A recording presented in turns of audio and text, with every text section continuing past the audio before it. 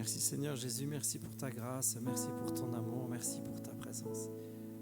Seigneur, encore cet après-midi, nous voulons élever, louer et glorifier ton nom. Nous voulons simplement t'apporter la reconnaissance de nos âmes, Seigneur Jésus. Peu importe la situation, peu importe, Seigneur, ce que nous avons vécu dans la semaine, peu importe ce que, Seigneur, nous voyons, ce que nous vivons, nous choisissons de te louer encore cet après-midi. Alléluia. Merci Jésus.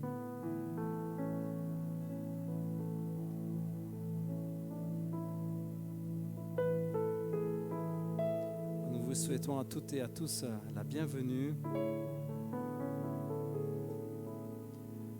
Soyez les bienvenus ici dans la salle pour ceux qui sont en présentiel et bienvenue à tous ceux qui suivront ce live en direct. Alors aujourd'hui encore nous choisissons de tourner nos yeux vers notre Dieu, vers notre Sauveur.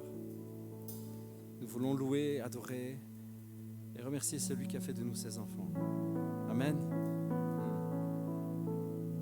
Alors là où vous êtes à la maison, on vous invite à prendre le temps de regarder à lui, de spirituellement tourner votre regard et vos yeux vers celui qui peut tout, vers celui qui a tout fait, celui qui vous aime d'un amour parfait. Oui Seigneur, nous voulons te dire merci. Merci Saint-Esprit parce que tu viens, tu es là. Tu es là et tu transformes, tu changes l'atmosphère. Tu révèles l'amour du Père, Saint-Esprit. Tu nous donnes de tourner nos regards vers lui maintenant. Nous t'ouvrons nos cœurs, nous t'ouvrons notre cœur tout grand et nous voulons te recevoir maintenant. Alléluia.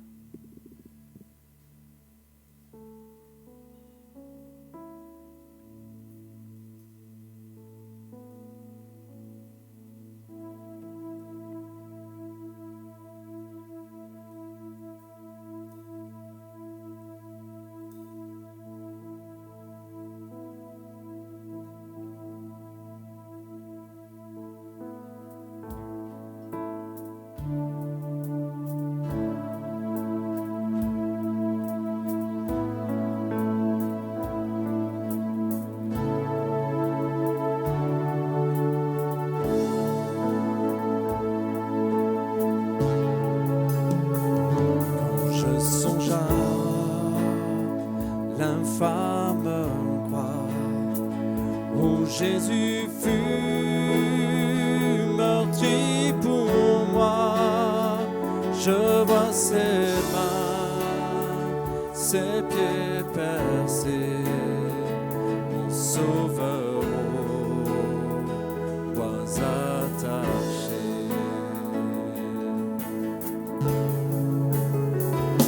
Son corps lié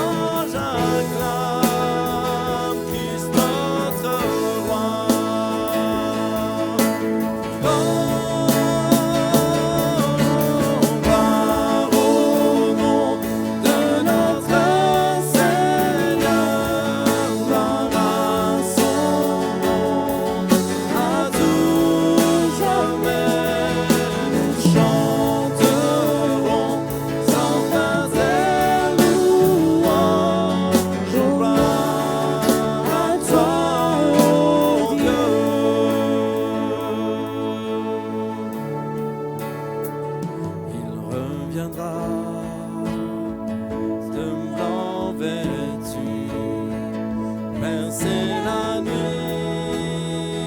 notre Jésus, et je serai parmi les saints, captivé par sa gloire sans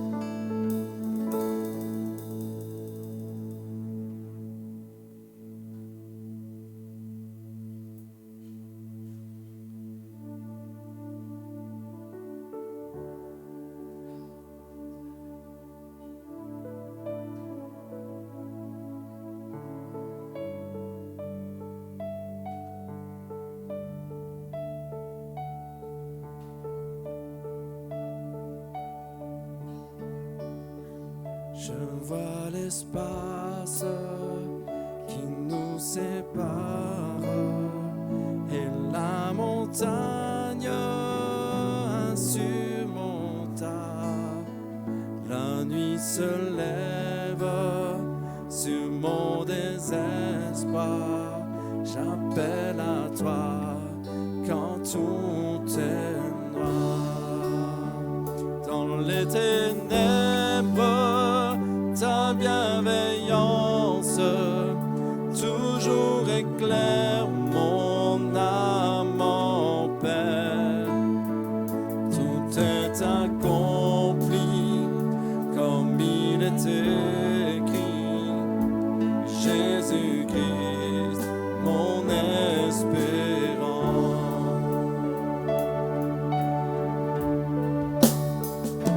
Inconcevable miséricorde, grâce insondable à l'infini, l'un Dieu des âges, laissant sa gloire, porte à ma honte et mon péché. La croix proclame, je suis pardonné. Le roi des rois m'appelle le sien. Merveilleux sauveur auquel j'appartiens. Jésus-Christ, mon espérance. Alléluia, là mon libérateur. Alléluia, l'avancée dans sa faveur. Les chaînes ont été brisées. En son nom je suis sauvé. Jésus-Christ, mon espérance.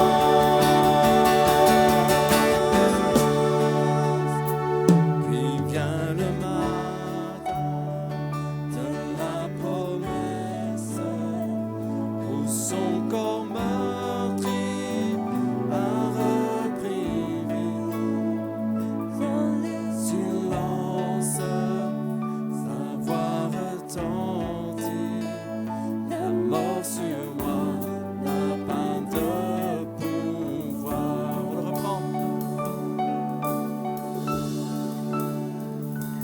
vient le matin de la promesse, où son corps meurtri a repris.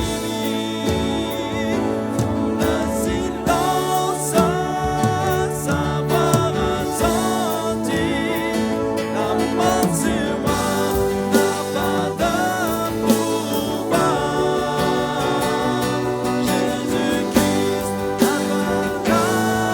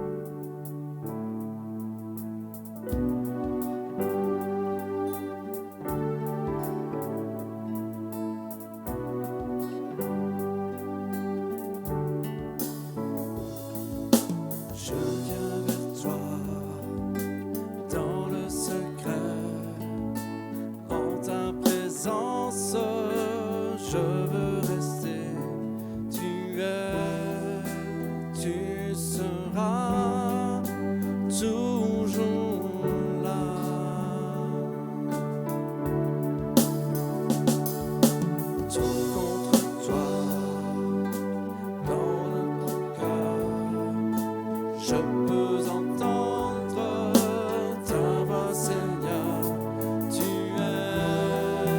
Tu seras toujours là. Ensemble. Éblouis de l'endroit éternel. Ébahis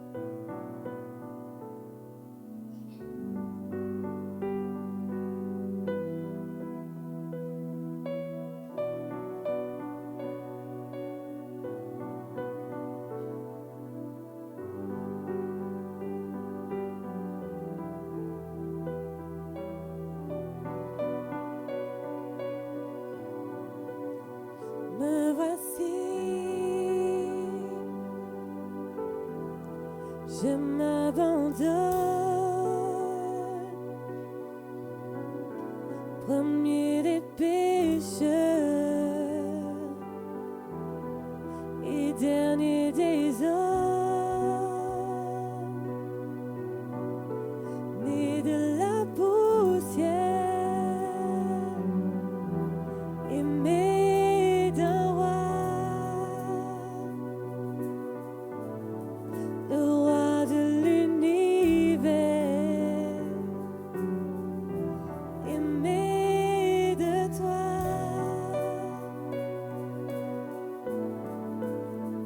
À genoux, mon cœur se noie quand je contemple la croix.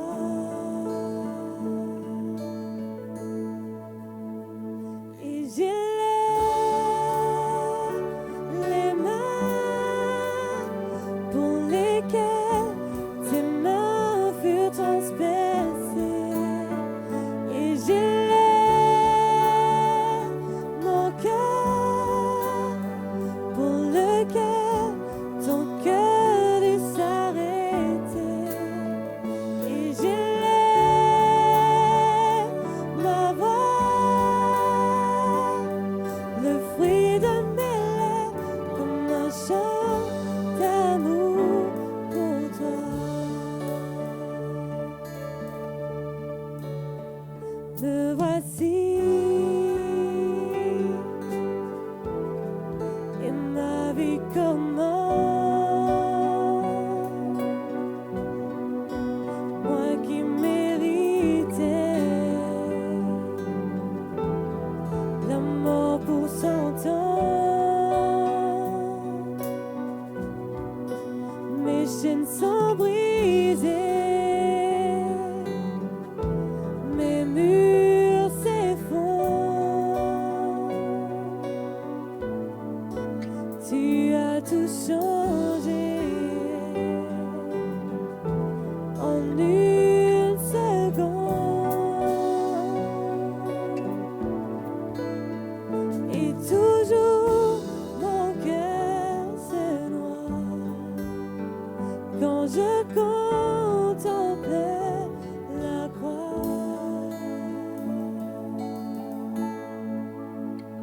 Et j'élève les mains pour lesquelles tes mains furent transpercées.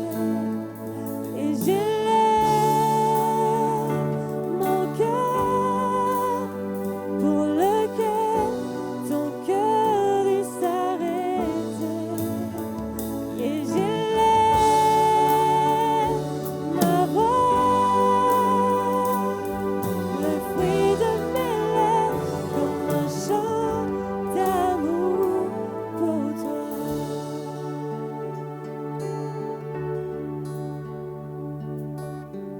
Ce n'est plus moi qui vis, ce n'est plus moi qui vis, ce n'est plus moi qui vis, c'est Christ qui vit en moi.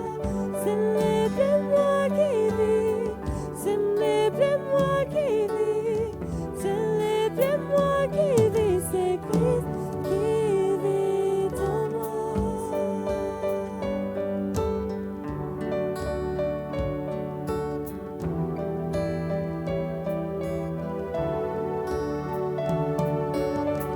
Ce n'est plus moi qui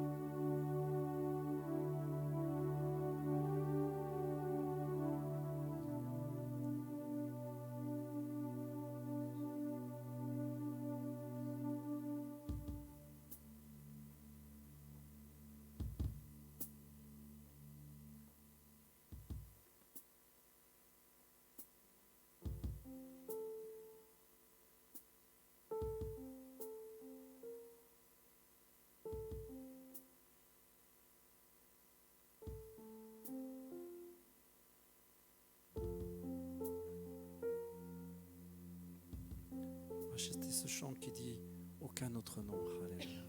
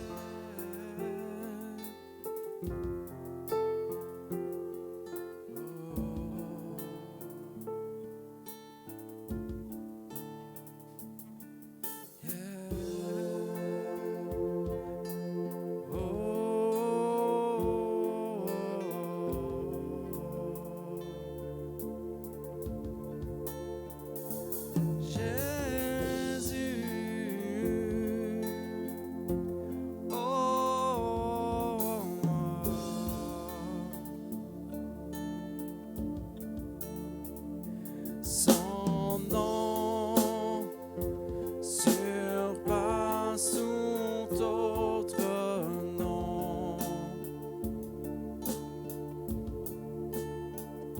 Sa gloire dépasse toute création.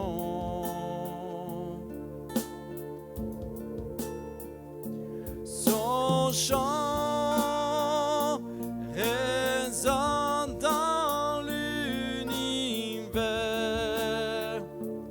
fait écho dans nos cœurs, au Dieu plus grand que tout.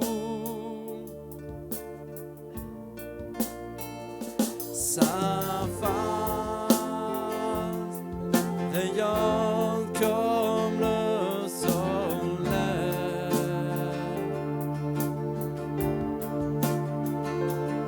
Sa grâce est vaste comme son amour. Oh, sa grâce, il règne portant la guérison.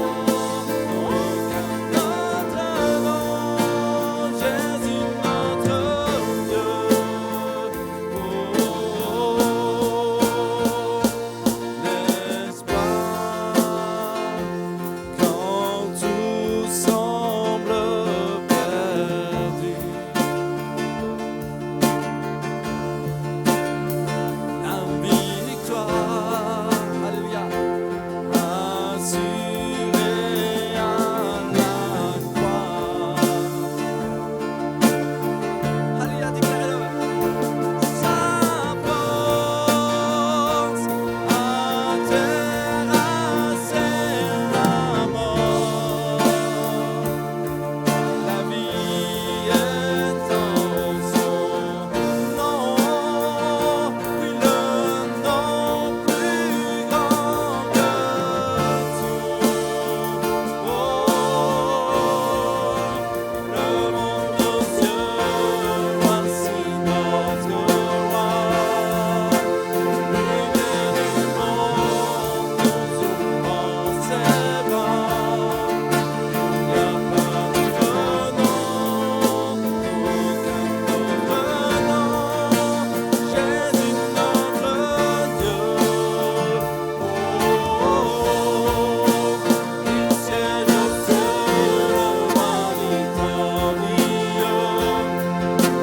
Les mots s'inclinent au son de sa voix. Il n'y a pas d'autre nom, aucun autre nom. Jésus notre Dieu. On y va. La terre chancelle et tremble devant lui. Les chaînes se brisent, les cieux et la terre chantent. Ça est le nom, ça est le nom de Jésus. Alléluia,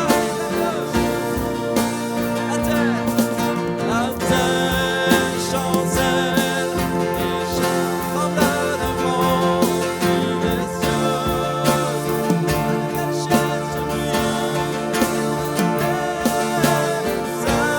est le nom, et ça est le nom de Jésus, Jésus, Jésus.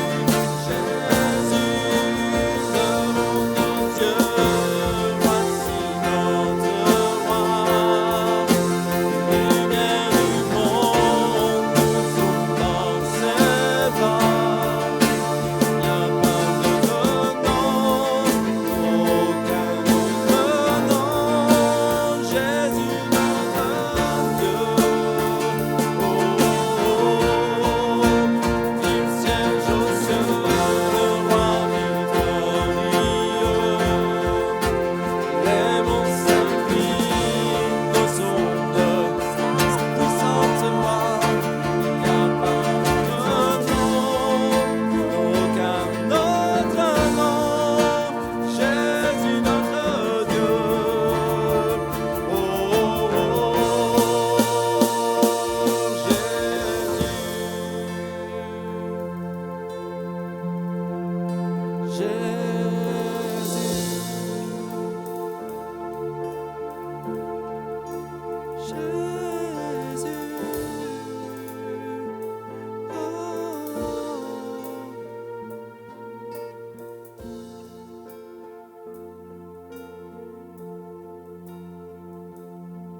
La terre chancelle et tremble devant. Les chaînes se brisent, les cieux et la terre chantent. Ça est le nom, ça est le nom de Jésus, Jésus, Jésus. La terre chancelle et tremble devant. Les chaînes se brisent, les cieux et la terre chantent. Ça est le nom, ça est le nom de Jésus,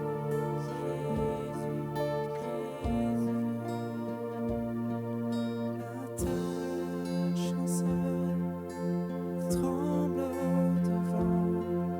Les cieux se brisent, les cieux et la terre chantent.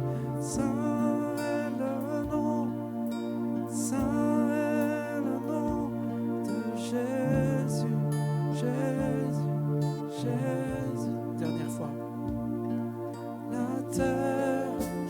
chancelle et tremble devant. Les chaînes se brisent, les cieux et la terre chantent. Saint est le nom, saint est le nom de Jésus, Jésus, Jésus. Les voix ensemble. Levons nos yeux, voici notre roi. Lumière du monde, nous ouvrons ses bras. Il n'y a pas d'autre nom, non, aucun autre nom. Jésus notre Dieu.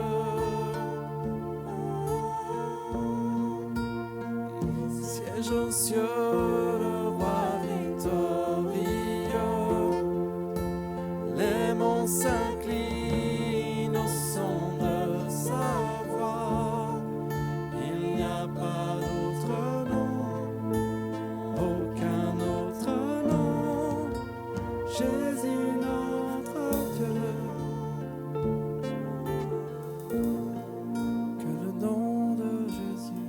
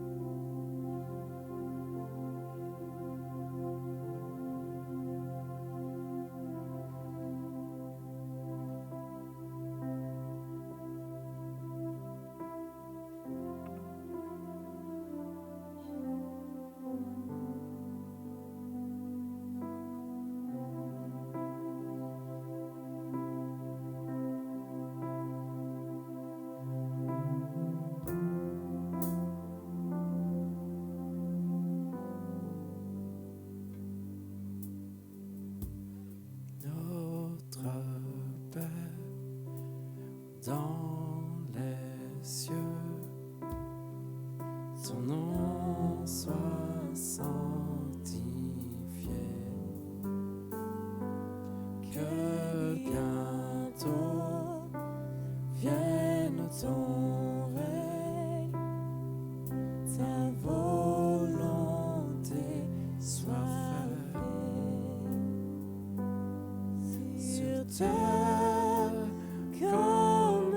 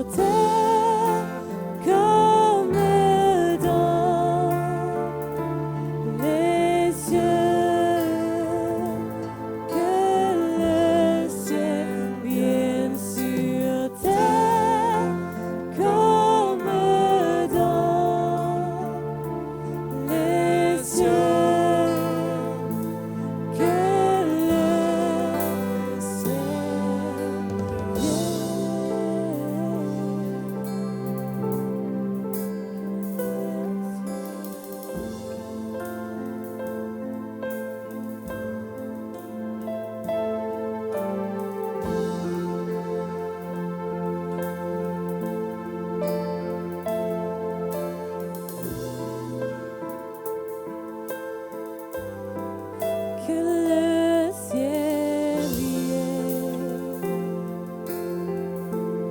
que le ciel vienne,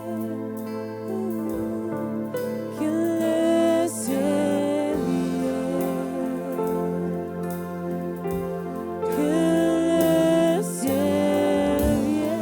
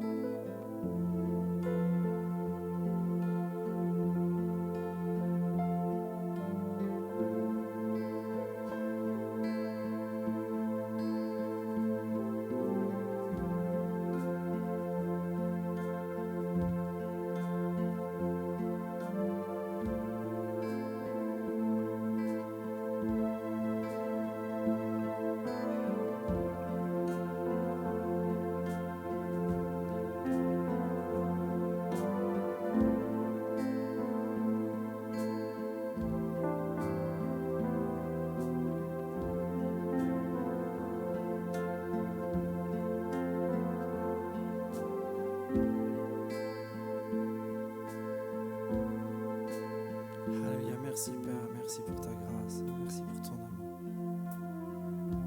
Seigneur, ce que nous voulons, c'est ta présence. C'est toi que nous recherchons, Seigneur Jésus. C'est ta gloire au milieu de nous, Seigneur. C'est d'être dans ton intimité, d'être près de toi, près de ton cœur. C'est de toi dont nous avons besoin, Père. C'est de toi et de toi seul, Seigneur Jésus.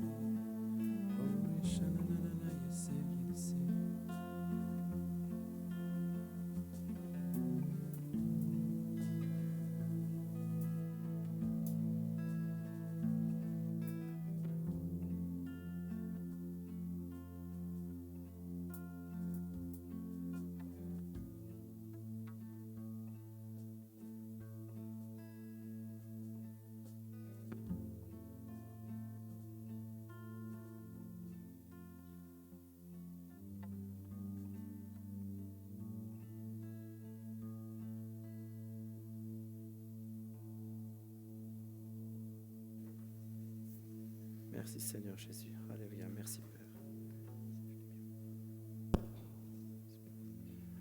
Alléluia. Merci Seigneur Jésus. Merci Seigneur. Alléluia. Merci Jésus.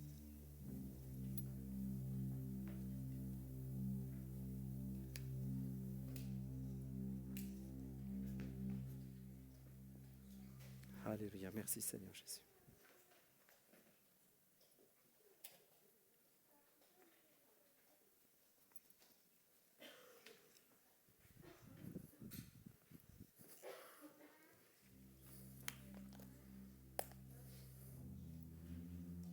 Merci Seigneur Jésus. Merci Seigneur Jésus. Alléluia. Merci Jésus. Merci Seigneur. Alléluia.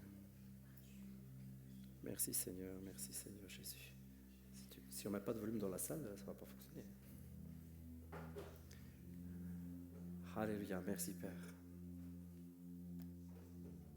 Merci Jésus. Vous allez bien? Alléluia. Merci Père. Merci pour ta présence.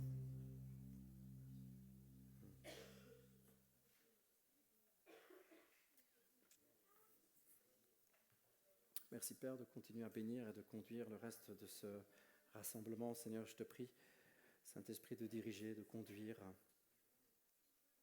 Nous prions pour que tu sois là, pour que ta parole soit accompagnée, que les quelques paroles que je vais partager, Père, soient accompagnées de ta présence et de la présence de ton Esprit. Saint-Esprit, je te prie, je veux proclamer que tu es là. Je veux proclamer que tu es là, que tu diriges, que tu conduis, que tu transformes nos cœurs et que ta parole nous touche. Que cette parole soit esprit et vie, Père. Dans le nom de Jésus, je te prie. Amen. Alléluia.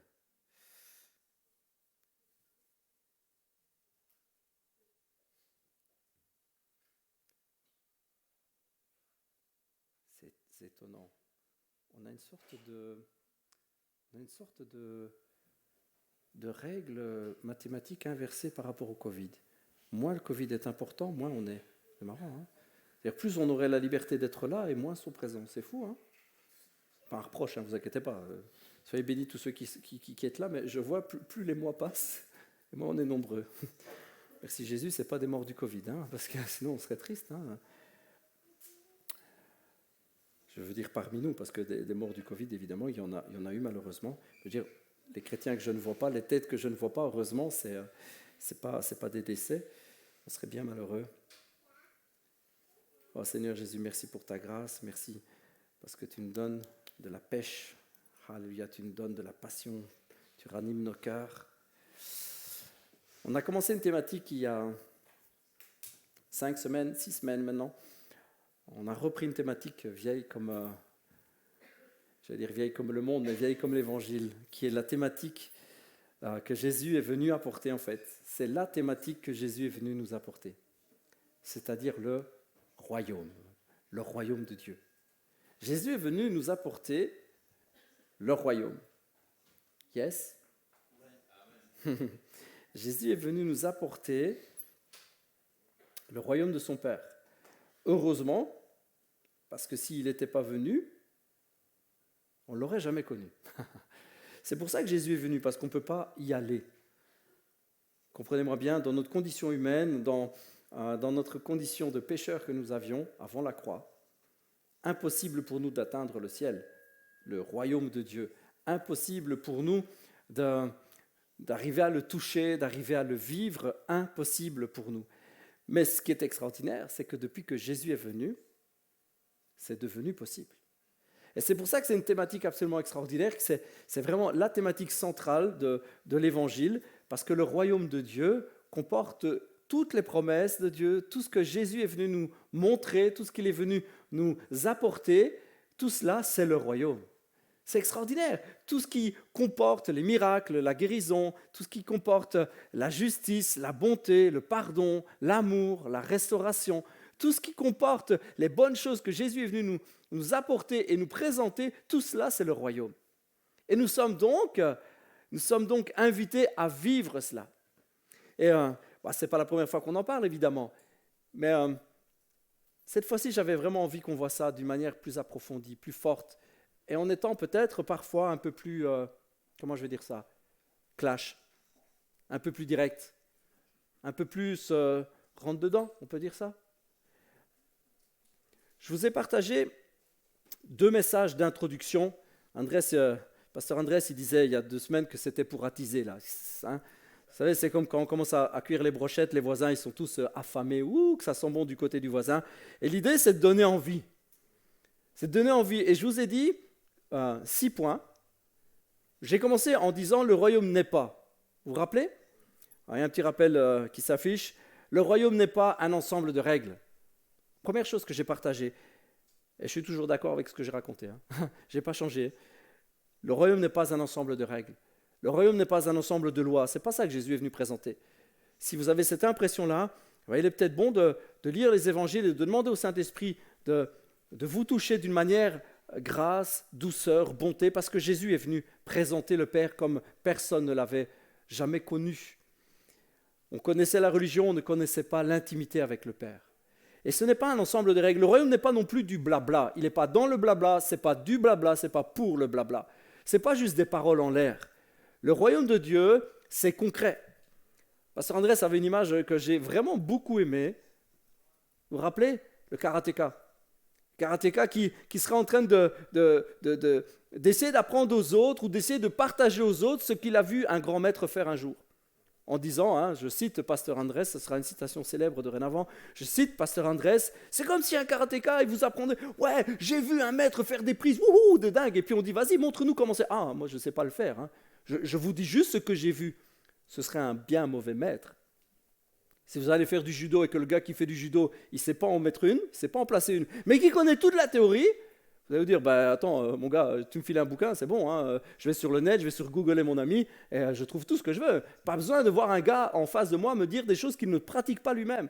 Ce qui est dingue, prenez pas mal, ce qui est dingue, c'est qu'on fait tout le temps ça avec l'évangile. Oh, mon Dieu est puissant, mon Dieu est grand, mon Dieu fait des miracles, mon Dieu guérit, et alors tu pries pour les malades. Oh non, non, moi je ne prie pas pour les malades, non. Mais Dieu le fait, Dit comme ça, je sais, ça a l'air ridicule. Et vous savez quoi ? On a l'air ridicule. Je me mets dedans, on a l'air souvent ridicule. Parce qu'on parle de théorie et on ne pratique pas. Ce n'est pas du blabla, c'est du concret. Le royaume de Dieu n'est pas centré sur celui qui cherche le royaume. J'avais dit ça parce que c'est hyper important. Le royaume de Dieu, le royaume des cieux, le royaume du Père, ce que Jésus est venu montrer, ce n'était pas pour lui, c'était pour nous. C'est une mentalité à avoir, c'est orienté vers l'extérieur, orienté vers les autres, orienté vers ceux qui nous entourent. Le royaume de Dieu, ce n'est pas pour nous, c'est pour les autres. Le royaume de Dieu, je continuais la semaine d'après, n'est pas compliqué. Même s'il n'est pas toujours super facile, il n'est pas compliqué. Vous vous souvenez de l'exemple que j'ai pris ? Il faut que nous redevenions des babies, des enfants. Parce que le royaume des cieux, dit Jésus, est pour ceux qui leur ressemblent. Un enfant, et je vous prenais l'exemple, je dis oui, ce n'est pas une question qu'un enfant, ce n'est pas son innocence que Dieu est en train de mettre, que Jésus est en train de mettre en avant, ce n'est pas le fait qu'il est toujours bien obéissant, etc. Ce n'est pas ça, c'est la simplicité d'un enfant. Un enfant lui explique quelque chose, on lui montre une chenille par terre, on lui montre une feuille d'arbre, une fleur, il ne connaît pas et ses yeux font des étoiles. Oh, oh. Moi j'ai une petite poupée qui s'appelle Emma, qui va avoir 5 ans. C'est la championne de l'émerveillement des petits trucs.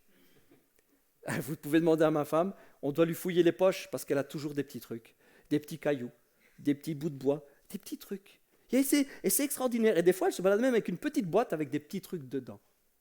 Et elle se balade avec à la maison, et elle s'assied sur les marches de l'escalier, elle sort ses petits trucs. Elle s'émerveille d'un rien, ma fille. C'est extraordinaire. C'est ça qu'on doit être. Commencer à voir les petites choses que Dieu nous donne, vouloir plus, vouloir connaître et s'émerveiller avec ce qu'il nous donne, avec des choses simples, comprendre les choses et recevoir les choses simplement. Le royaume de Dieu n'est pas hors de portée. 5e point que je partageais il y a 3 semaines maintenant, le royaume de Dieu n'est pas hors de portée. On entend bien trop souvent dans nos communautés, dans nos églises, on entend bien trop souvent, à mon goût, peut-être pas au goût des autres, mais à mon goût, on entend bien trop souvent « je ne suis pas capable ». C'est peut-être pour des gars, des femmes vraiment spirituels, eux ils comprennent, ils reçoivent, eux ils peuvent imposer les mains, eux ils peuvent prier. Oh moi je ne suis pas encore assez costaud, c'est pas pour moi, je ne me sens pas cap.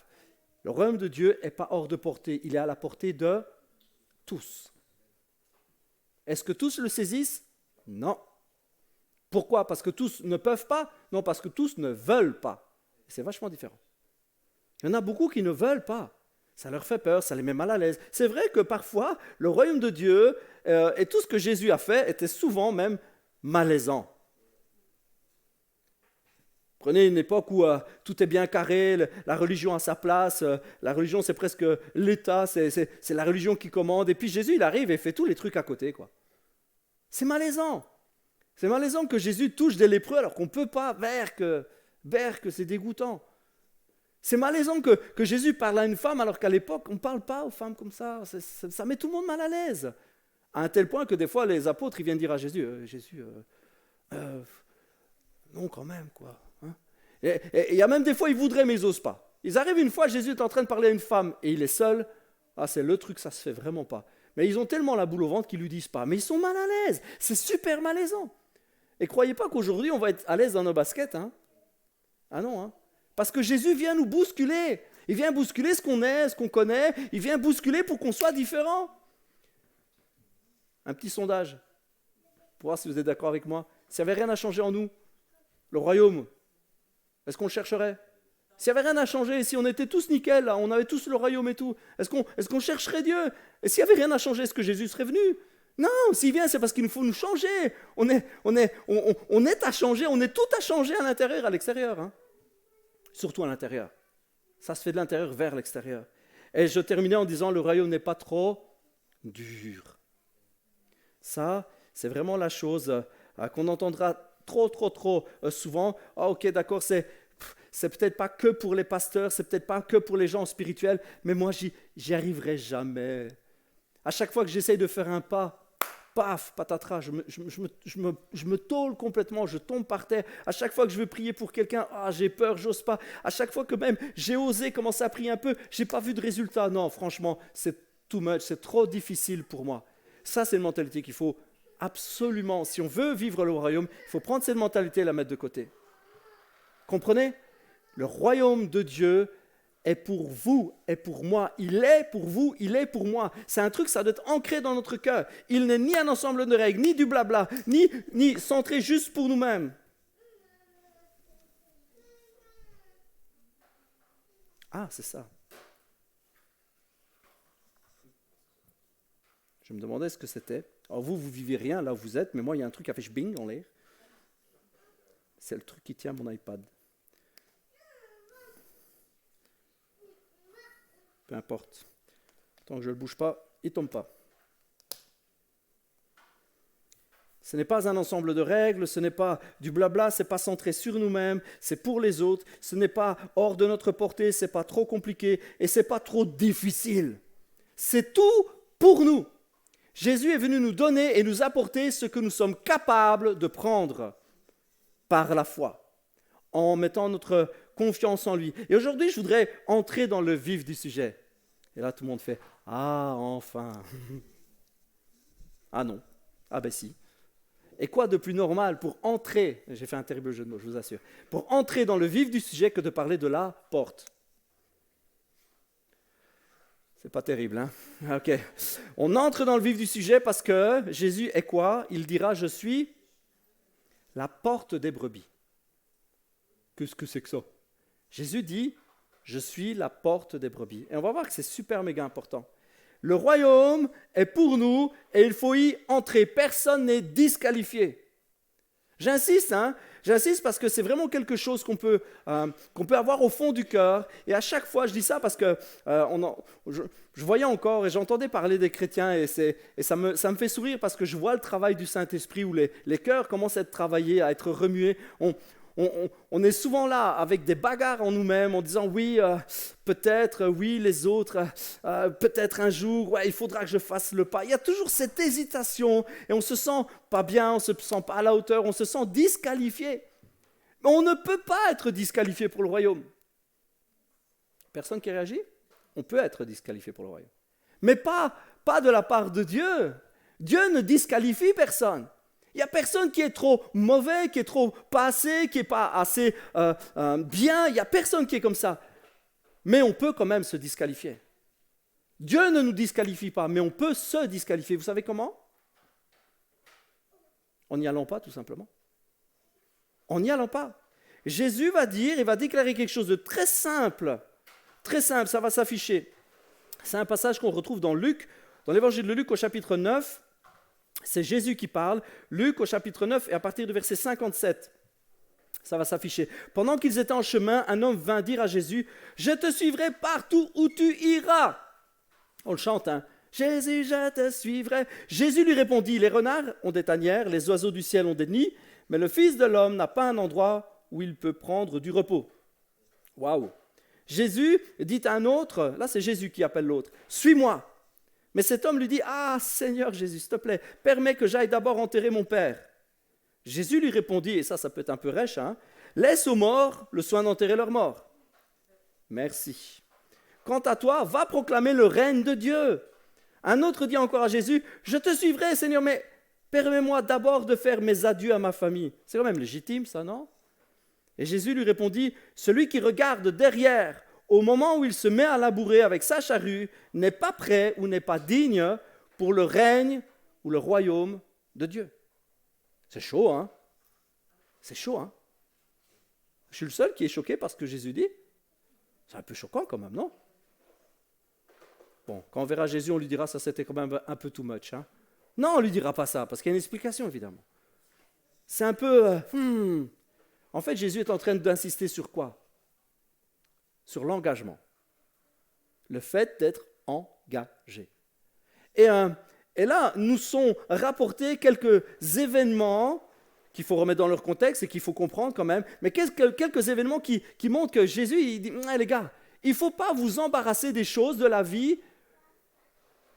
Et on doit s'occuper de sa vie, c'est pas ça, mais il ne faut pas s'embarrasser des choses de la vie qui nous empêchent d'aller chercher le royaume. Il y a des tas de trucs dans nos cœurs, des tas de trucs dans nos vies, il y a des tas de choses qui nous disqualifient, qui nous mettent de côté, nous le faisons nous-mêmes, nous nous mettons de côté avec un tas d'affaires. Et Jésus dit, tu sais quoi, tous ces trucs-là, il faut t'en débarrasser.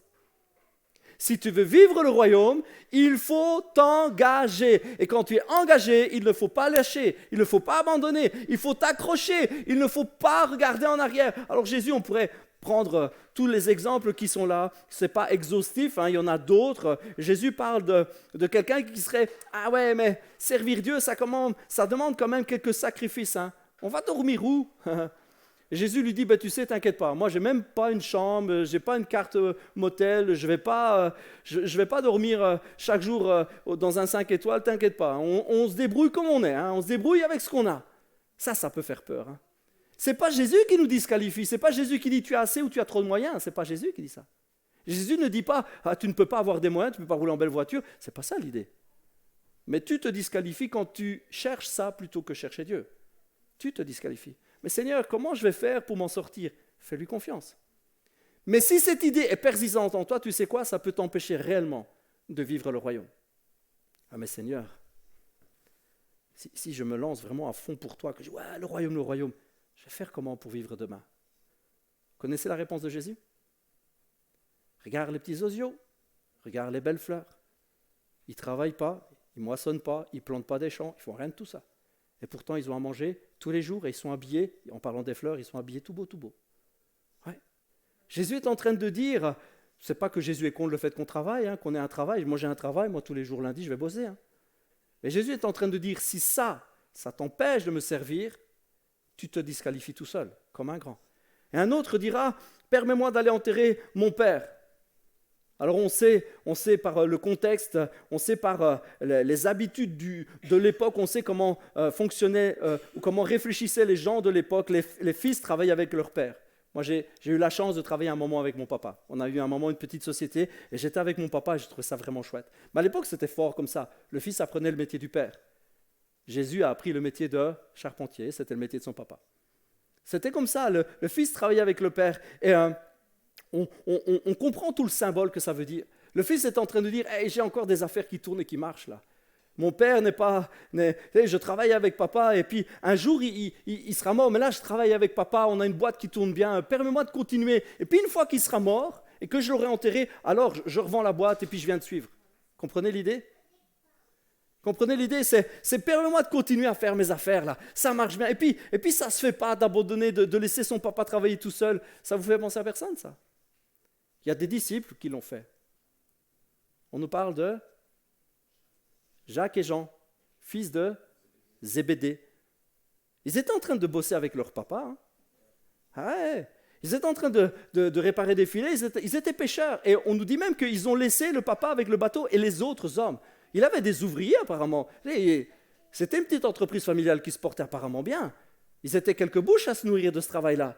Et Jésus leur dit, les gars, venez bosser avec moi. Ils auraient pu dire, laisse-nous enterrer papa. Papa n'est pas mourant, mais laisse-nous terminer ce qu'on a à faire avec papa. Laisse-nous continuer à œuvrer dans la vie. Laisse-nous continuer à bosser ici. Ah, Seigneur, laisse-nous le temps de faire nos affaires. Et Jésus dit, si tu fais ça, si tu me mets en deuxième lieu, si tu me mets après tout cela, tu sais quoi, tu te disqualifies tout seul pour le royaume.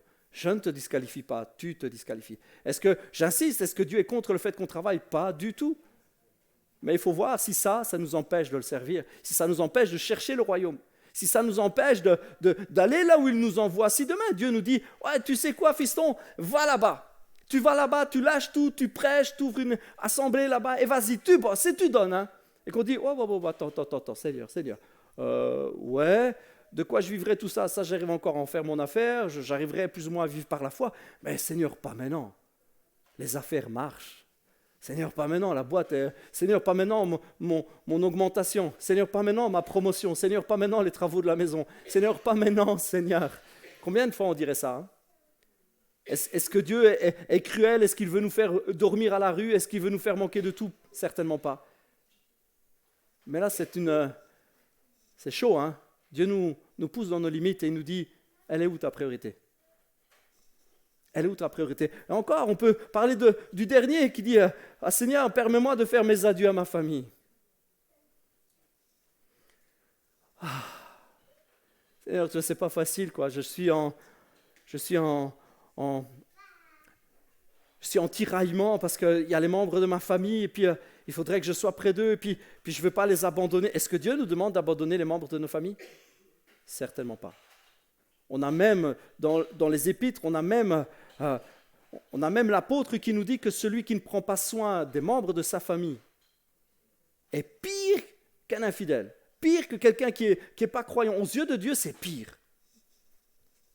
Preuve est faite qu'il faut s'occuper des membres de notre famille. Il faut être là pour eux, il faut être là pour les aider. Même s'ils ne sont pas chrétiens, même s'ils ne sont pas convertis, peu importe. Ce sont les membres de notre famille, il faut les aider, il faut être là pour eux. Est-ce qu'ils ont besoin de nous ? On est là, on les soutient. Est-ce que parfois, ils se moquent un peu de nous, ils se raillent un peu de nous, et ils nous titillent parce que nous, on est des chrétiens, on est idiots, on est un peu con sur les bords ? Eh bien, c'est pas grave, on les aime quand même. Qu'est-ce qu'il faut montrer à nos familles ? Montrer que nous, on est costauds, qu'on est des chrétiens durs. Ou est-ce qu'il faut leur montrer beaucoup d'amour ? Il faut leur montrer beaucoup d'amour. Est-ce qu'il faut les embêter tout le temps avec notre foi ? Est-ce qu'il faut toujours leur dire, ouais, viens à l'église, tu dois venir à l'église, tu dois venir à l'église. Est-ce qu'il faut faire ça ? Non. Il faut les aimer, et les aimer, et les aimer encore. Être là pour eux quand ils en ont besoin. Et Jésus, encore une fois, nous dit, où est ta priorité ? Est-ce qu'à force de servir ta famille, est-ce qu'à force de toujours les mettre en avant, est-ce que parfois tu ne me mets pas au deuxième plan? Vous savez, personnellement, je peux vous parler de cela parce que j'ai connu les deux extrêmes. Quand j'étais chaud, ça veut dire petit, quand j'étais petit, mes parents étaient dans une communauté où c'était vraiment, vous savez, c'était dur. Hein. Mon père, ma mère, mes parents étaient vraiment à fond pour Dieu. Et vraiment d'une manière très sincère. Ils ont, ce qu'on dit dans le jargon, tout sacrifié. Ils ont mis tout. C'était l'église, avant tout. Vous pouvez avoir un membre de la famille qui venait du fin fond de l'Espagne, qui arrivait le lundi à 18h35, c'est l'heure où on partait pour l'église. Eh bien, on lui ouvrait la porte, on disait « Ah, désolé, t'as fait combien d'heures de voyage ?»« Ah, pas de chance. »« On se voit demain ?»« Ah, tu repars ce soir ?»« Ah, pas de chance. Excuse-moi, je ferme. Hein. Nous, on va à l'église. » On en rigole. Hein. Vous savez, c'est dur, hein, ça. Mes parents étaient, et ils ne le faisaient pas par méchanceté, hein. Mais je sais qu'il y a plein de fois, ils ont refusé des trucs parce que c'était l'église avant tout. J'ai connu cet extrême. Et puis j'ai connu où le dimanche, si les enfants ont absolument envie d'aller balader à vélo, on va pas à l'église. Bah, c'est pas bien grave, vous savez. Le dimanche d'après, ils avaient envie de rester cool à la maison. Les petits, ils étaient fatigués. On va pas à l'église. Et puis la semaine d'après, le petit, il avait mal aux pieds, on va pas à l'église. Et vous savez, les mois passent, les années passent, et il y en a que j'ai plus jamais vu à cause de ça. Parce que le dimanche, les enfants, tu sais, c'est important. J'ai jamais dit que c'était pas important. Mais où est notre priorité? Jésus nous repousse dans nos limites, vous savez. On ne pourra pas faire ça. Hein. Vous pourrez me dire, pasteur Michael, tu as dit que tu serais clash, là, c'est un peu clash quand même. Hein. On ne peut pas faire ça. Hein. Il y a un moment où on doit faire des choix. Est-ce que ça veut dire qu'on balancera nos enfants, on balancera notre famille, mais jamais de la vie? Est-ce que ça veut dire qu'on n'ira plus jamais à l'église, où on n'écoutera plus Dieu, et quand Dieu nous parle, on ne l'écoutera plus parce que notre mari, notre femme, nos enfants n'ont pas envie, ceci, cela. Tu sais quoi, il y a un moment où il faut savoir dire, tu sais quoi, reste là, loulou. Moi, je vais à l'église, moi. Je vais servir Dieu. La semaine prochaine, tu vois, je ferai l'effort, je serai là pour toi, on ira se balader si tu veux, mais cette semaine, je vais servir Dieu. Ou inversement, cette semaine, ok, je vais balader avec toi, mais tu sais quoi, la semaine prochaine, j'irai servir Dieu. J'irai à l'église, je veux chanter, je veux louer Dieu, waouh! C'est important. Comprenez qu'on doit être équilibré, mais on doit savoir où sont nos priorités. Si pour servir notre famille, on doit desservir Dieu, il y a un problème. Mais si pour montrer notre foi et montrer qu'on est des bons chrétiens, on rend un témoignage mauvais, on blesse nos familles, ça ne va pas non plus. Comprenez qu'il faut être équilibré dans tout. Mais Dieu nous repousse un peu dans nos limites. Jésus nous repousse. Et il termine en disant que celui qui commence le royaume et puis qui part des tas de petites choses se disqualifie lui-même, se dit ouais mais là c'est quand même too much, là c'est quand même un peu trop, ouais d'accord c'est bien mais là comment je vais faire, comment là. Si on commence à avoir beaucoup de questions, beaucoup de questionnements alors qu'on veut le royaume, Jésus dit tu sais quoi, tu te disqualifies, tu n'es plus propre pour ce royaume, tu n'es plus digne pour ce royaume, tu n'arriveras pas à l'atteindre. En d'autres termes c'est si tu veux y aller il faut y aller, mais si tu laisses tomber tu sais quoi, tu n'y arriveras jamais. Il faut savoir ce que l'on veut. Jésus nous parle de quoi? Il nous parle d'engagement, de volonté et d'engagement. Il nous parle et nous dit, il faut savoir ce que tu veux. Il faut savoir ce que tu veux. Il faut savoir parfois renoncer à des choses pour le royaume. Il faut faire des choix, il nous faut faire des choix, c'est vital pour nous. Il faut savoir ce que l'on veut. Vivre le royaume demande de l'engagement. On peut voir deux choses simples. Il faut le vouloir, et la tentation d'abandonner viendra, mais il faut résister. C'est deux choses qu'on voit. L'engagement, c'est il faut le vouloir et il faut tenir le coup. La tentation d'abandonner viendra toujours. On ne peut pas faire sans. Quand on s'engage, quand on veut vivre le royaume, il y aura toujours un moment où on sera tenté d'abandonner. Il y aura toujours une raison, il y aura toujours quelque chose qui s'élèvera en nous pour nous disqualifier. Toujours. Ce ne sera jamais Dieu. Dieu ne nous disqualifiera pas. Il ne nous dira pas, tu sais, je vois que tu es un bon petit gars, tu es une bonne femme là. Toi, tu en veux. Hein, toi, tu pries, tu cherches. Je vois que tu es sincère, mais tu sais quoi? J'aime pas ta tête. Toi, le royaume, tu n'y as pas droit. Ça ne marche pas comme ça. Hein. Ce ne sera jamais comme ça avec Dieu. Il n'y aura pas un moment où il dira, toi non. Non, je sais, tu fais beaucoup d'efforts, mais toi non. Non, nous disqualifierons peut-être. Nous serons découragés. Peut-être à certains moments, des choses viendront faire frein. Mais ce ne sera pas de la part de Dieu. Il nous faut de l'engagement et il nous faut tenir cet engagement. C'est hyper important. Il faut absolument réaliser qu'il faut se faire violence pour le royaume. Violence. Dans Matthieu 11, Jésus déclare quelque chose de très fort. Ça va s'afficher. Matthieu 11, au verset 12. Depuis le temps de Jean-Baptiste, jusqu'à présent, le royaume des cieux est forcé. Ce sont les violents qui s'en emparent. Comprenez un peu l'idée? Je n'ai pas besoin de faire un tableau. Comprenez un peu l'idée? Ce sont les violents qui s'emparent du royaume. Pas les bagarreurs, hein Monique? Ce n'est pas les bagarreurs, ce n'est pas les brigands, ce n'est pas les méchants, ce n'est pas les colériques, c'est les violents. Mais de quelle violence parle-t-on? De quelle violence? C'est les choix difficiles à faire qu'on doit faire soi-même. Les positions qu'on doit prendre. Et le mot forcé, c'est intéressant de voir que le mot forcé a une racine assez jolie. Ça va s'afficher, vous allez voir. C'est une racine, j'ai été étonné, je ne savais pas. Le mot forcé dans le royaume des cieux est forcé, c'est le mot biazo, d'accord? Le mot biazo veut dire employer la force, appliquer la force. C'est costaud. Mais la racine du mot, c'est bios. Ça vous fait penser à quelque chose? Bios? La biologie, l'étude de la vie. Bios, qui veut dire vie dans le grec. Et c'est dans le sens large, c'est dans le sens période de la vie, cours de la vie tout entière.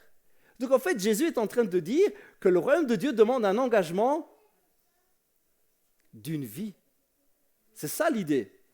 Il demande l'engagement d'une vie. Il ne demande pas un petit peu de temps en temps quand on est motivé, quand il fait beau et le soleil. Non, il demande l'engagement d'une vie.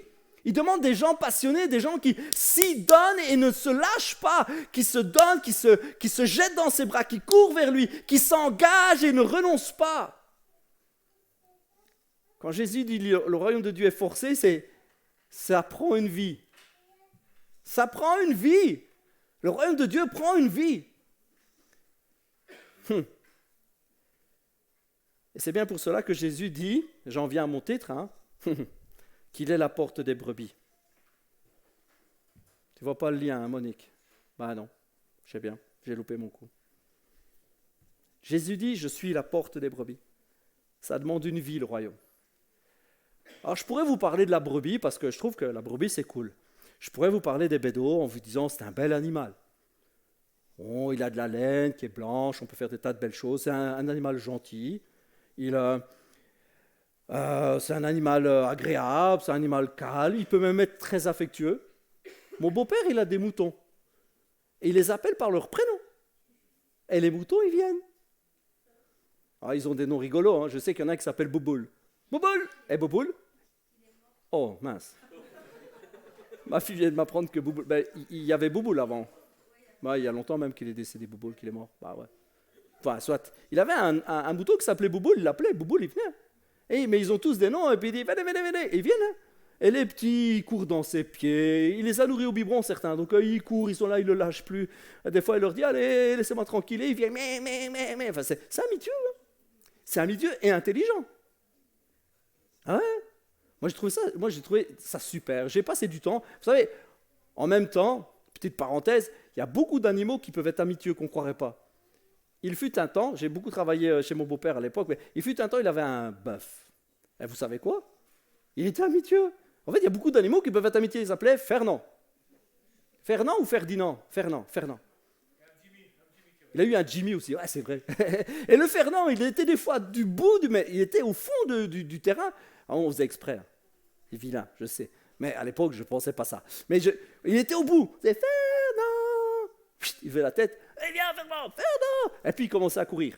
Alors, un bœuf, il ne court pas longtemps. Et puis après, pouf, il fallait du temps qu'il arrive. On lui faisait croire qu'il allait manger. Et puis après, quand il était là, on donnait des coups avec des bâtons sur sa tête. Parce qu'il avait des cornes. Non, mais ça lui faisait pas mal. Il a un os très dur. On faisait allez, Fernand, va-t'en, t'es vilain. Je vous ai dit que c'était vilain. Je vous ai prévenu. Ne me jetez pas des pierres. Et il repartait, et puis on le rappelait.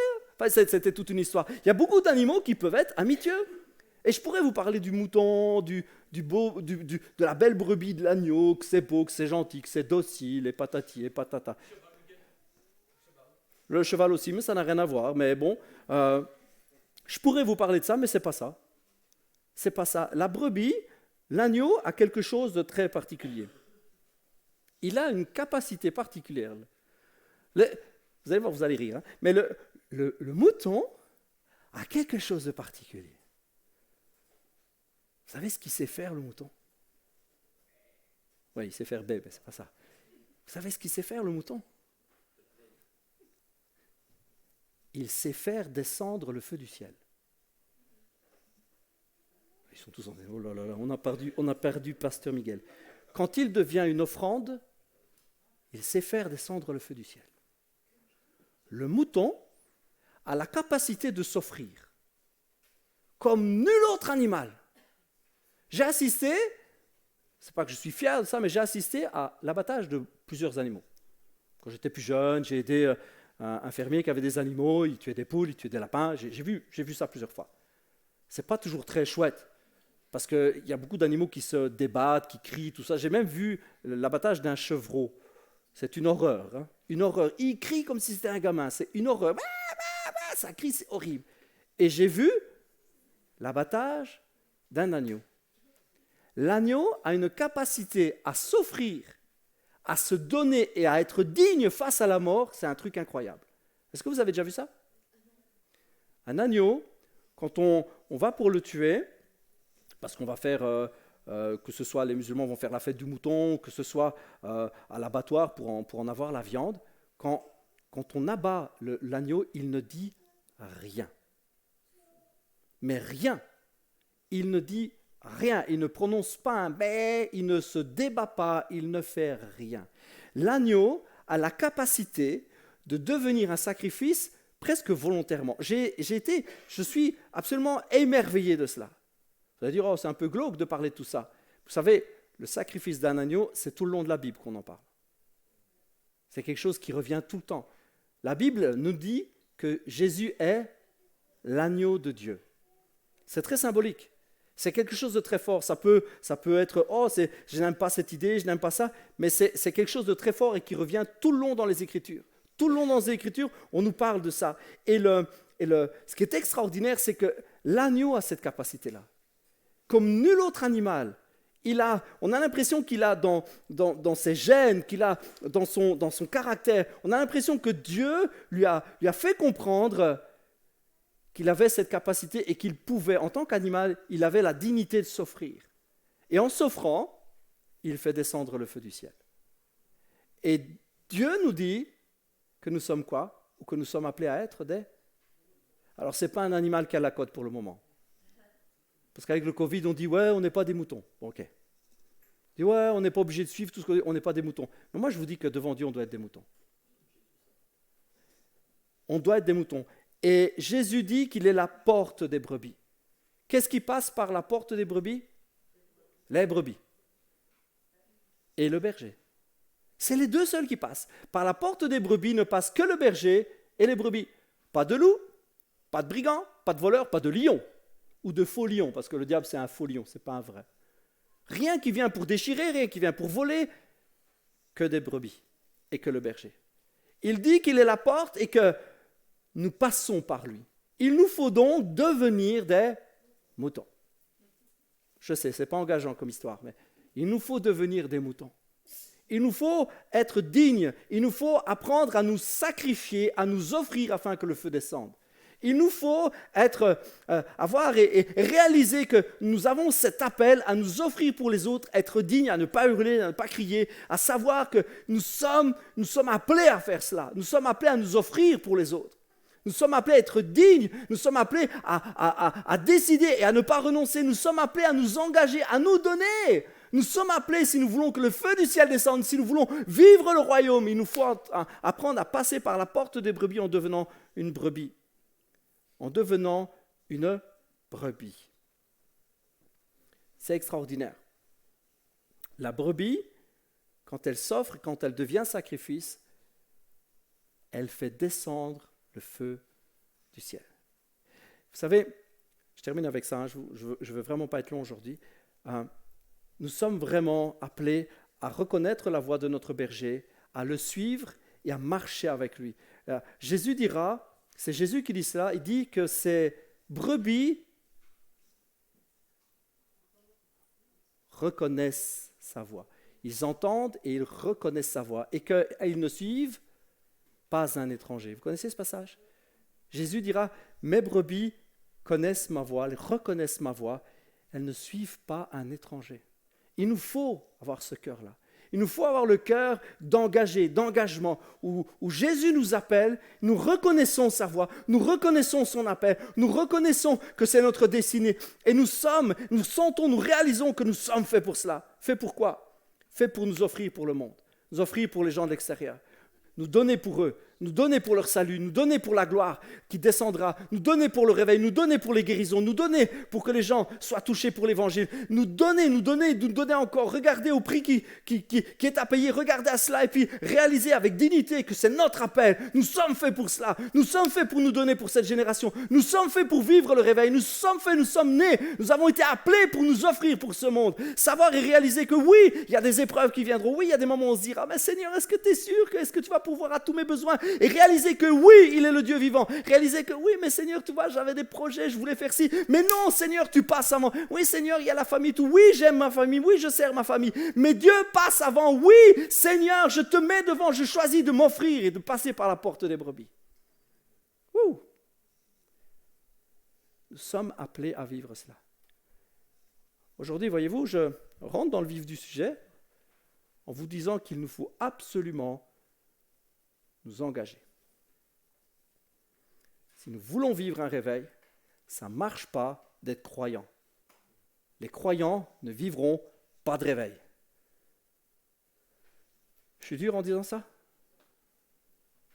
Quand je dis ça, je ne veux pas dire que le réveil ne s'étendra pas aux croyants. Ce n'est pas ça que je suis en train de dire. Le réveil s'étendra et ils le vivront. Mais ce n'est pas eux qui le feront descendre. Vous savez, ce n'est pas un mouton qui refuse d'aller là. Ce n'est pas celui-là qui fera descendre le feu du ciel. Il ne fera rien du tout, lui. Il ne fera rien. Si nous ne devenons pas un sacrifice vivant, si nous ne devenons pas quelqu'un qui s'offre, on ne fera rien descendre. On ne fera rien descendre. C'est ce que je vous disais juste avant. Le royaume de cieux n'est pas pour celui qui le cherche. Il est pour les autres. Ce n'est pas du blabla. Hein. C'est concret. Hein. Ce n'est pas très compliqué. Ce n'est pas trop dur. C'est un engagement. C'est un engagement. Je vais prier juste pour terminer. Merci Jésus pour ces quelques paroles. Alors qu'on commence cette thématique concrètement maintenant. Seigneur, tu veux travailler nos cœurs. Nous avons besoin d'engagement. On ne peut plus prendre ces choses à la rigolade, Seigneur. On ne peut plus prendre ces choses à la légère. On ne peut plus juste être des croyants. Il y a des moments où on doit, Seigneur, prendre des positions où on doit devenir, Seigneur. On doit devenir ce que tu veux que nous devenions. Nous devons rentrer dans notre destinée et passer par la porte des brebis. Passer par cette porte, passer par toi, Jésus. Nous devons, comme tu le dis, Seigneur, prendre notre croix et te suivre. Nous devons nous charger de notre croix et te suivre. Seigneur, nous devons être, comme toi tu le dis, Seigneur, nous devons nous donner, nous offrir, Seigneur. Comme toi-même tu t'es offert, nous devons nous offrir. Comme toi-même, tu n'as pas regardé au prix ou à la dépense. Seigneur, nous ne devons pas regarder au prix ou à la dépense. Seigneur, comme tu as fait passer la volonté de ton Père avant ta propre volonté, Seigneur, nous devons faire passer la volonté de notre Père avant notre propre volonté. Seigneur, nous devons apprendre à nous offrir, à nous donner, à nous livrer, Seigneur. Tu as mis en nous, Seigneur, comme tu l'as mis pour la brebis, tu as mis en nous la capacité de faire descendre le feu quand nous devenons une offrande. Tu as mis en nous, Seigneur, la capacité de choisir dignement d'être une offrande. Tu as mis en nous, Seigneur, la capacité du choix. Et nous pouvons, Seigneur, par ta grâce, choisir de devenir une brebis de ton troupeau. Seigneur, je prie vraiment pour que dans les jours qui viennent, dans les semaines qui viennent, et à travers les messages que nous allons voir, Seigneur, qu'il y ait vraiment une mentalité qui s'installe dans nos cœurs. Une mentalité de « je me donne à toi, je renonce à tout, je renonce à ma propre vie, Seigneur, je ne regarde plus, je me livre à toi et je ne reviens pas en arrière. » Seigneur, je prie pour qu'il y ait vraiment une mentalité, un cœur, un esprit d'engagement qui s'empare de nous et de cette génération, Seigneur. Car cette génération, nous avons besoin d'engagement. Vous savez, dans une époque où on est très attiré à changer de communauté, à zapper. Vous savez, on a cette facilité à l'heure d'aujourd'hui. Un message ne nous plaît pas, qu'est-ce qu'on fait? On scrolle. Vous savez ce que c'est scroller? On scrolle, on fait glisser. Ce message-là, j'aime pas. On scrolle, on prend un suivant qui est plus sympa. Le pasteur vient de prêcher sur l'abandon, se donner, sacrifice, devenir des moutons. J'aime pas, je scrolle. Vous savez, c'est pernicieux tout ça. C'est pernicieux. Je ne suis pas contre le fait qu'on se nourrisse et qu'on entende plusieurs enseignants. Je n'ai pas de problème avec ça. Mais il faut savoir ce qu'on écoute, premièrement. Et deuxièmement, il faut qu'on sache et qu'on connaisse la valeur de l'engagement. Sinon, vous savez ce qui se passe? On butine un peu à toutes les fleurs, mais on n'est engagé à rien. On est engagé à rien. On va un petit peu là-bas, on écoute un petit peu ici, un petit peu là, un petit peu Pasteur Miguel, encore quand je suis de bonne humeur, parce que des fois il dit des trucs méchants, et puis un peu ci, un peu là, et puis on se fait un petit peu notre recette. Et on imagine qu'on vivra le royaume. Le royaume, les amis, c'est pas que j'ai la vérité, c'est pas que c'est moi qui ai toute la vérité, c'est pas ça. Mais je vous dis que le royaume, ça demande de l'engagement. De l'engagement. Et l'engagement, c'est pas envers moi, hein. C'est pour ça que je vous dis ça. C'est envers Dieu. C'est envers Dieu, l'engagement. Il faut savoir ce qu'on veut. Alors, Père, je prie vraiment que tu donnes à nos cœurs, Seigneur, un esprit, un courage, vraiment une notion d'engagement très forte. Et que dans les semaines qui viennent, on va voir des tas de choses ensemble. Seigneur, tu nous ancres. Soyons ancrés en toi et que nous décidions, Seigneur, à partir d'aujourd'hui, je passe par la porte des brebis. Seigneur, je m'offre. Au moins, mon existence aura servi à cela, Père. Je ne me serais pas servi moi-même, je n'aurais pas servi mes ambitions, je n'aurais pas servi autre chose, je t'aurais servi toi et toi seul. Seigneur, je me serais offert, ce monde aura vu ta gloire, ce monde connaîtra un peu ton amour à travers moi. Seigneur, au moins mon existence aura servi à quelque chose. Je veux passer par la porte des brebis, je veux entendre la voix de mon berger, reconnaître sa voix et ne pas suivre un étranger. Seigneur, je veux m'offrir à toi. Seigneur, je prie vraiment qu'un esprit de courage s'empare des uns et des autres, Seigneur Jésus, et que nous puissions nous livrer à toi entièrement. Dans le nom de Jésus, Père, je t'ai prié et je proclame cette vie sur les uns et les autres. Oui, dans le nom de Jésus, Père. Amen. Alléluia. Soyez les uns et les autres bénis, soyez encouragés. Je vous invite à prendre vraiment du temps. Je sais que je le dis presque à chaque fois, mais je vous invite à prendre du temps dans la semaine. Prenez du temps à part pour Dieu. Prenez du temps quand vous rentrez à la maison. Prenez du temps quand vous vous levez le matin. Prenez du temps. Prenez du temps de méditation. Quand vous êtes sous la douche, prenez du temps. Quand vous êtes au volant, prenez du temps. Quand vous êtes en train de manger, prenez du temps. Prenez du temps pour penser à votre Créateur. Engagez-vous avec lui. Soyez plein de lui. Soyez intime avec lui. Ne lâchez pas et ne lâchez pas. Dieu vous aime. Je vous aime. On vous aime tous. Et passez une excellente semaine. Pour ceux et celles qui le veulent, on a des réunions le mardi et le vendredi. Il y a des réunions de prière. Est-ce que ce vendredi, c'est le dernier vendredi du mois? Pas, hein, semaine prochaine. Hein. Donc cette semaine, il y a réunion de prière vendredi. La semaine qui suivra, il n'y aura pas réunion de prière. Pour celles et ceux qui veulent, on vous demande juste de vous inscrire à l'avance pour qu'on sache combien on est. Voilà, passez une excellente semaine. Merci pour toutes celles et tous ceux qui nous suivent et qui participent aux dons et qui font avancer l'œuvre. Soyez abondamment bénis. À la semaine prochaine. À bientôt. Au revoir.